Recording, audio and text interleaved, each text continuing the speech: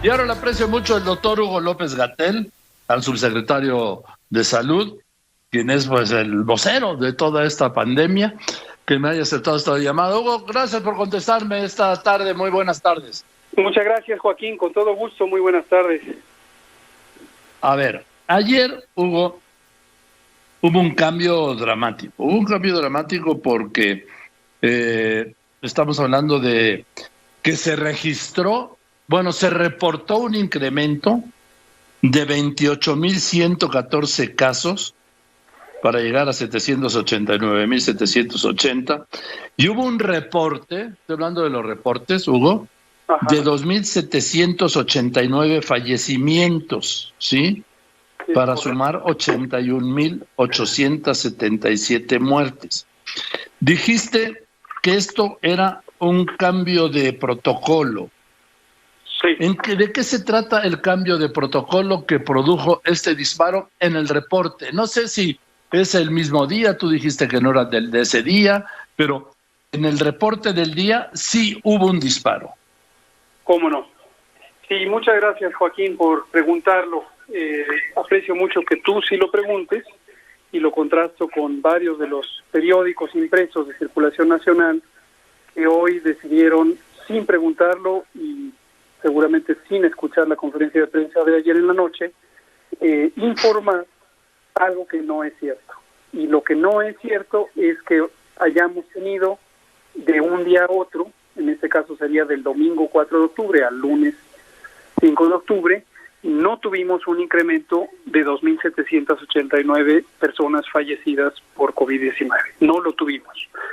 Lo que sí tuvimos es una actualización de información que se basa en un cambio en los métodos de clasificación o de confirmación de los casos COVID que establecimos hace ya varias semanas y que las entidades federativas, los gobiernos estatales, los trabajadores de la salud de los gobiernos estatales, han estado trabajando ya con esa definición y consideramos que ya tenemos información suficiente para presentarla públicamente y explicar la importancia de este cambio de metodología. Entonces, en resumen, desafortunadamente sí han ocurrido esas 2,789 defunciones, son parte del impacto que tiene esta epidemia en México, epidemia que es una pandemia, ocurre en todo el mundo, y desafortunadamente está causada por un virus que tiene la capacidad de causar daño grave a las personas y causar la muerte. Entonces eso es siempre muy desafortunado. Pero es importante distinguir que esto ocurra a lo largo de varios días, siempre es lamentable, pero es muy diferente que ocurra a lo largo de varios días, semanas de hecho, a que hubiera ocurrido de un día para otro. ¿Por qué es diferente? Porque si estuviera ocurriendo de un día para otro, en un momento en que llevamos 9 semanas de reducción de la epidemia, los casos y las muertes que tenemos cada día son menores a las del día anterior. En promedio estamos teniendo ahorita un poco más de 300 muertes diarias. Sería muy diferente pensar que esto ocurrió de un día para otro. Entonces, por eso es que lo explicamos así ayer con detalle, pero te digo, desafortunadamente no todos son como tú, que recaban la información original, escuchan, cuestionan, sino que algunos medios deciden simplemente poner lo primero que interpretan. Bueno, lo planteo de este modo. Hubo un disparo en el reporte, ¿de acuerdo? Es correcto. Hubo una actualización de datos, como lo ha ocurrido en otras ocasiones en el caso mexicano, y como ocurre también frecuentemente en varios países que actualizan datos por distintos cambios metodológicos, y es una costumbre de cuando los gobiernos actúan con base técnica y con el deseo de informar transparentemente a la población, que en cuanto está la actualización la presentan públicamente y la explican.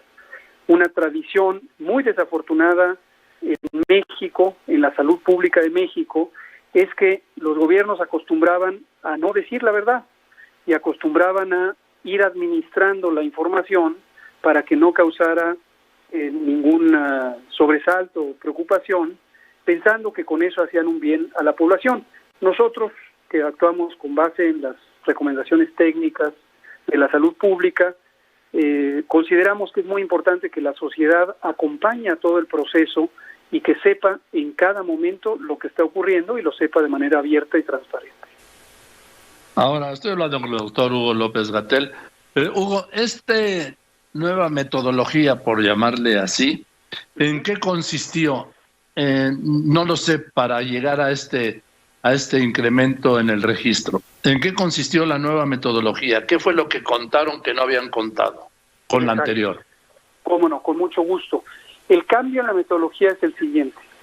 Tradicionalmente, me voy a referir en forma genérica a la vigilancia epidemiológica de las enfermedades, pero aplicado específicamente a la epidemia de COVID, uno tiene un diagnóstico de sospecha que se establece con base en que las personas presentan las manifestaciones clínicas, es decir, los síntomas de enfermedad. En el caso de COVID-19, estos síntomas, los principales son fiebre, tos, dolor de garganta, dolor de cabeza, malestar general, debilidad, y hay varios otros. Una persona que tiene esas características, para fines de vigilancia epidemiológica es el proceso por el que se monitorea el curso de la epidemia, y cuando se tienen esos síntomas, se clasifica a la persona para fines de vigilancia epidemiológica como un caso sospechoso. Es decir, no se tiene la confirmación, solamente se tiene la sospecha.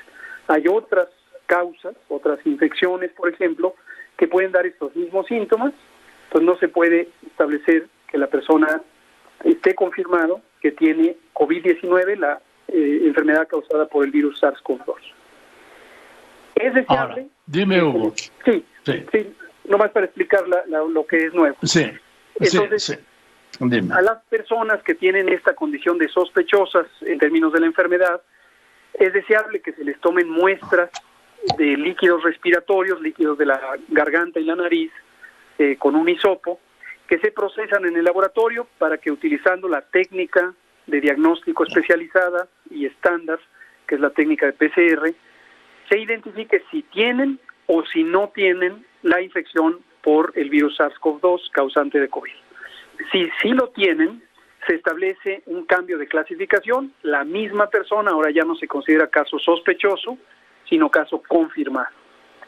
Ahora, eso es lo que veníamos haciendo, es lo que hacen la mayoría de los países del mundo que tienen las capacidades de México, incluyendo la capacidad de hacer confirmación por laboratorio. Desde hace varios... O sea, sí. Estos muertos, Hugo, ¿dónde estaban? Que se registraron ayer. Exacto. Perdón lo brusco de la pregunta, ¿sí? Creo que es importante, qué bueno que lo preguntas así, porque así es como hay que afrontarlo. Desafortunadamente son personas que fallecieron a lo largo de varias semanas, estamos hablando de prácticamente desde abril. Y son personas que fallecieron y quedaron registradas como sospechosos de haber fallecido por COVID-19, pero que no tenían una confirmación por laboratorio.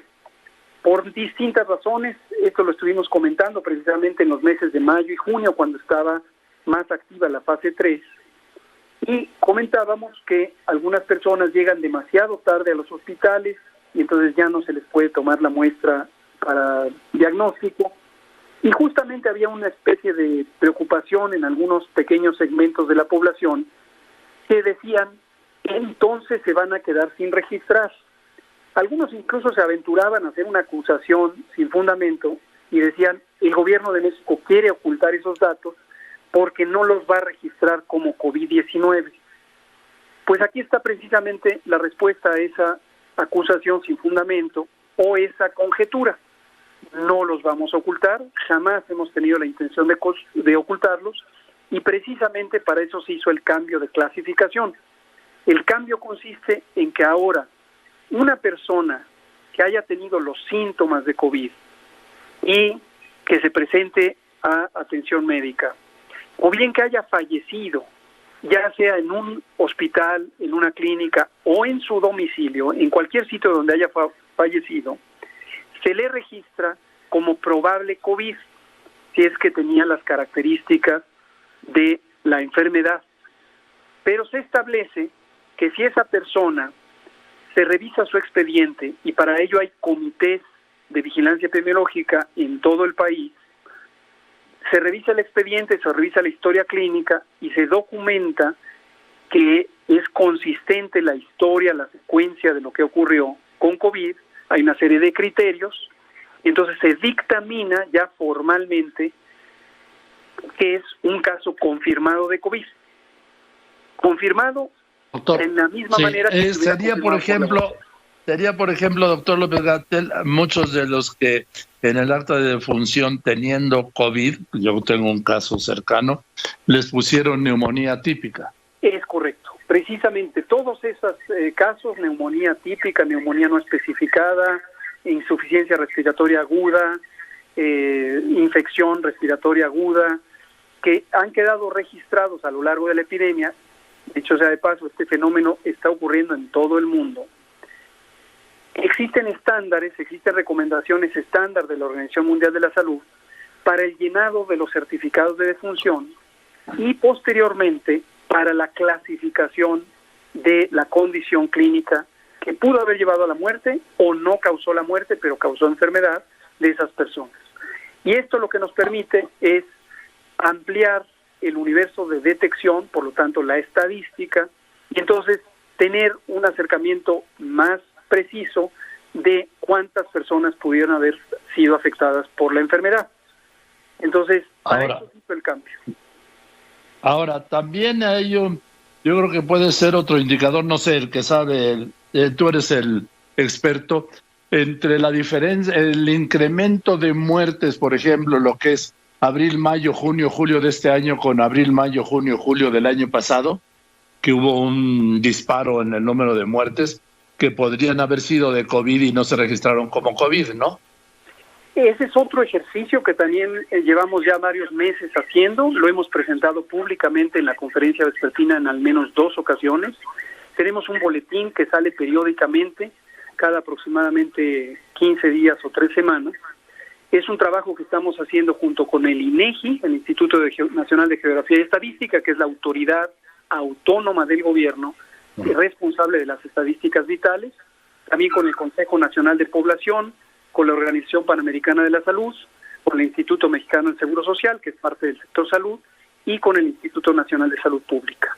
Es un trabajo de estimación de exceso de mortalidad en México durante la epidemia, y usamos un método o diversos métodos que han propuesto la Organización Mundial de la Salud desde hace varios años.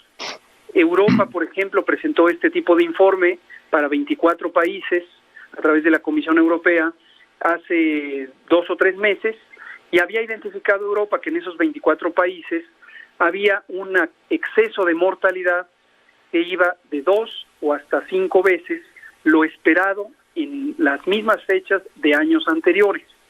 Esa misma metodología la usamos en México y hemos estimado que tenemos un exceso de mortalidad aproximadamente de 2.1 veces con respecto a lo esperado para cada una de las semanas o cada uno de los meses que han transcurrido ahora durante la epidemia de COVID, comparado con los mismos meses del promedio de los últimos 10 años. Ahora, no necesariamente... Esto independientemente de los muertos del COVID, claro. Exactamente, ese es el punto. No necesariamente las muertes son causadas por COVID, sino son por las distintas causas de muerte que hay en México: enfermedad cardiovascular, diabetes, cáncer, lesión. Sí, pero un aumento tan grande de dos veces pueden haber ahí casos de COVID no identificados como tales, ¿no? También es correcto. Una de las causas directas puede ser infección por el virus SARS-CoV-2 que causa el COVID, y otras puede ser las distintas perturbaciones de la vida pública que ocurren en un fenómeno tan grande como es esta pandemia sin precedente en los últimos 100 años y que están afectando a todos los países del mundo. Bien. Ahora, doctor, estoy viendo en Europa, bueno, ustedes los ven mejor, ustedes lo monitorean mejor, por ejemplo, Madrid, París, parte de Italia, Reino Unido, que hay pues ahí sí voy a decir una segunda oleada, porque ahí sí disminuyeron, y yo le quiero preguntar, o sea, así como hubo una especie de efecto espejo, pero retrasado 2 meses en la primera oleada del COVID, ¿prevén que se pueda dar ese mismo efecto en México con ese mismo retraso de 2 meses por el desconfinamiento, básicamente, como se está dando repito, en España, en Francia, en Italia y en el Reino Unido? Sí, es uno de los escenarios previstos. No hay una manera técnica de darle un valor de probabilidad, es decir, cuál es la probabilidad, la posibilidad de que ocurra, pero hemos preferido, y esto lo venimos anunciando desde al menos junio de 2020, lo hemos dicho repetidamente, que uno de los escenarios, es decir, una de las situaciones que podemos enfrentar es este fenómeno de rebrote que posiblemente ocurriría durante los meses de otoño-invierno, es decir, desde octubre y hasta marzo del próximo año. Y la razón para pensar en ello, esto lo ha pensado la Organización Mundial de la Salud, la Organización Panamericana, diversas agencias de salud pública del mundo, la razón es que COVID-19 es una infección causada por el virus SARS-CoV-2 que se transmite de la misma manera que influenza, infección respiratoria causada por otro virus, y el virus influenza, se transmite de la misma manera, se presenta médicamente de la misma manera, y entonces por eso se sospecha que podría ser que con el repunte de la influenza, fenómeno que ocurre todos los años desde hace milenios, literalmente milenios, no es una metáfora, desde hace milenios, podríamos tener, además de la influenza, que es seguro que la vamos a tener, un repunte o rebrote o aumento en la frecuencia de los casos de COVID-19. Ojalá que no ocurra, sí, pero va a ocurrir. Estamos preparados para esa posibilidad. Ahora, también hay un factor que es el desconfinamiento, porque obviamente hay una mayor socialización ahora que lo que había por ejemplo, en abril o mayo, ¿sí? Sí, es correcto. Ese es otro factor. Es otro factor muy importante, ya que hay un fenómeno que ha distinguido al hemisferio sur del hemisferio norte.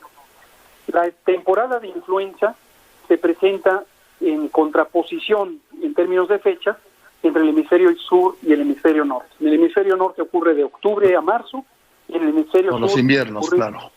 Justamente. En el invierno austral, es decir, el del hemisferio sur, que ocurre de abril a septiembre, otoño-invierno. Entonces, lo que ocurrió en los países del hemisferio sur es que tuvieron la temporada de influenza justo cuando estaban en los periodos de máximo confinamiento.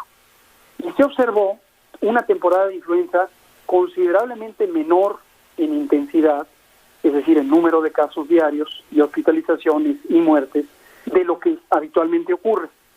Desafortunadamente para el hemisferio norte, varios países estamos en el proceso de desconfinamiento en la medida en que tenemos ya reducciones sostenidas de la epidemia de COVID, en el caso de México, 9 semanas continuas de reducción, pero eso nos ocurre justo cuando está empezando la temporada de influenza. Entonces, ciertamente el desconfinamiento es un factor a considerar y en caso de ser necesario, ojalá que no sea la situación, pero hay que estar preparados para ella, podría ser que necesitáramos regresar a etapas de confinamiento mayores, tal como lo está haciendo en este momento varios países de Europa Occidental. Así es.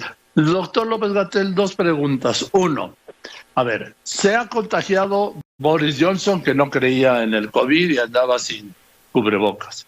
¿Se contagió Bolsonaro en Brasil, que no creía en el COVID y andaba sin cubrebocas? ¿Se ha contagiado y está contagiado Donald Trump, que tampoco creía en el COVID y andaba sin cubrebocas? ¿Qué cuidados tiene el presidente López Obrador para andar sin cubrebocas y no haberse contagiado? ¿Me lo puede decir? Porque, digo, es de interés general. Por supuesto. Gracias por estar pendiente de nuestro presidente, por el interés de la patria y seguramente también por el interés humano en el licenciado López Obrador. El licenciado López Obrador, nuestro presidente, no es de que crea o no crea, sino tiene una convicción clarísima que la ciencia es lo que guía el manejo de una epidemia. Sabemos que así lo dijo ante los países del G20, así lo ha dicho en varios foros públicos nacionales e internacionales, y esa es su convicción, que el manejo es científico. La ciencia lo que dice es, existe un virus emergente, pasó de las especies animales a la especie humana al inicio de 2020, y no hay duda que es una enfermedad infecciosa que puede contagiar a cualquiera, incluido el señor presidente de México. ¿Qué medidas de precaución tiene él? Las mismas que recomendamos para toda la población, las mismas que seguimos los funcionarios del sector salud, y son en general la sana distancia, mantenerse a 2 metros de distancia de cada otra persona la mayor parte del tiempo posible, estar consciente de la vía de transmisión a través de la respiración, del habla y por lo tanto las gotas de saliva y los aerosoles, usar cubrebocas, particularmente en espacios públicos cerrados, lavarse las manos continuamente y estar pendientes de los síntomas. Estas mismas medidas se las sigue y, insisto, él no es que crea o no crea, él está convencido de que lo que dice la ciencia es lo correcto. Pero él no usa cubrebocas, más que en los aviones. Él usa cubrebocas en general en algunos espacios públicos cerrados que no permiten mantener la sana distancia y tiene un énfasis mayor en la medida de precaución que es más útil o que la evidencia científica sugiere que es más útil, que es precisamente la sana distancia. El cubrebocas, lo hemos dicho en innumerables ocasiones, es un instrumento útil para prevenir la salida de los virus de una persona que esté infectada, no solamente de COVID, sino otros virus, el virus influenza, adenovirus, muchos otros virus. Si una persona que está infectada usa el cubrebocas, disminuye la posibilidad de contagiar. Desafortunadamente, el cubrebocas no es una barrera protectora suficientemente eficiente como para confiarse en que por traer el cubrebocas la persona ya no se va a contagiar. No, pero es mejor traerlo que no traerlo, ¿no?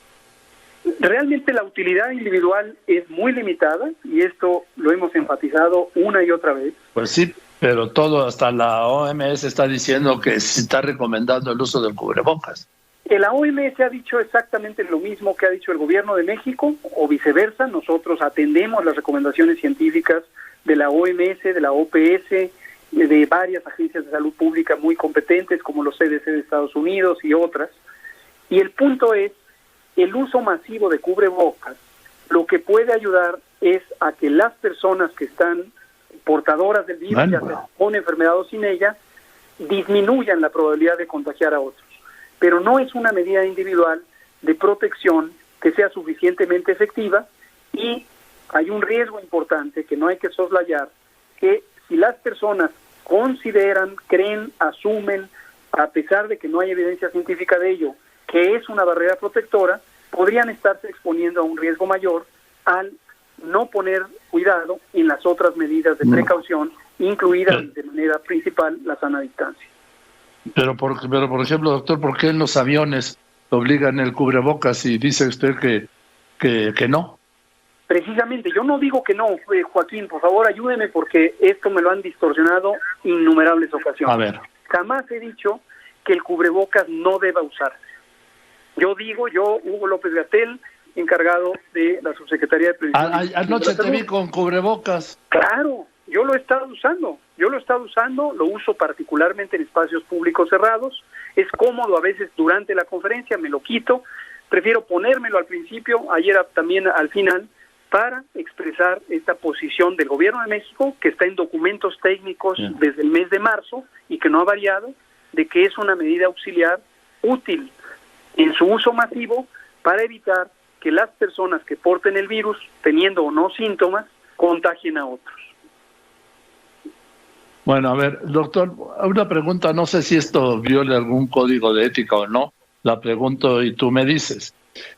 Al presidente López Obrador supongo que le han hecho más de una prueba, ¿no? Sí, en un par de ocasiones.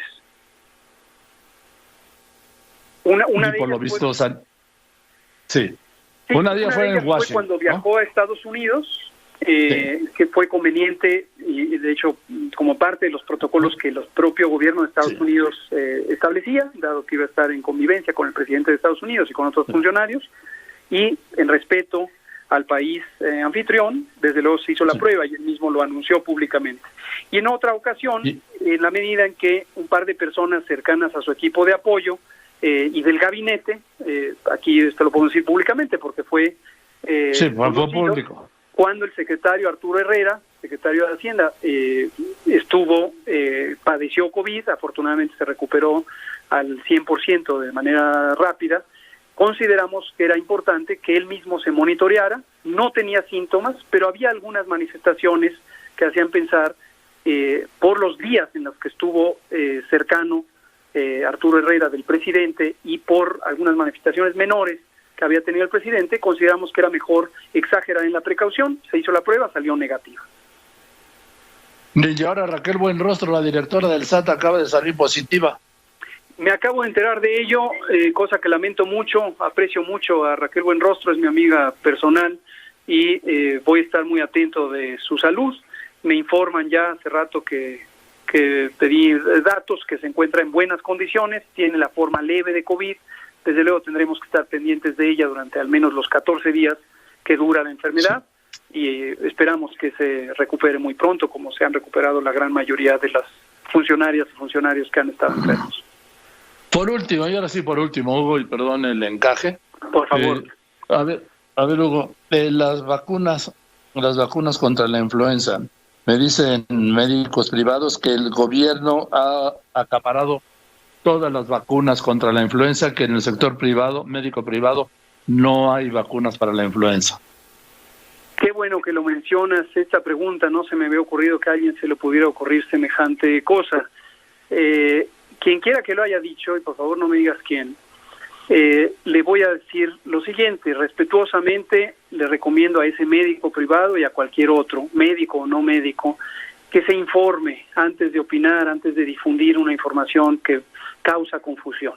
No hay manera de que el gobierno de México acapare lo que se destina al mercado privado, porque son dos productos diferentes.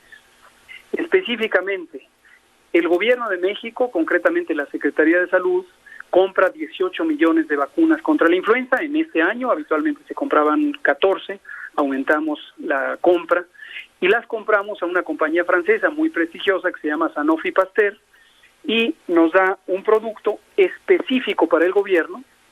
El IMSS, por su parte, hace lo mismo, y este año compró casi 16 millones, también incrementó la compra, y obtiene el mismo producto que obtiene la Secretaría de Salud. Es decir, para todo el sector público, porque también esto ocurre para el ISSSTE, para Pemex, etcétera, para todo el sector público, compramos una vacuna contra la influenza que es igualmente buena que la que esta misma empresa y otras empresas le venden al sector privado, solo que se etiqueta para el sector público, incluso la marca es diferente para el sector público que para el privado.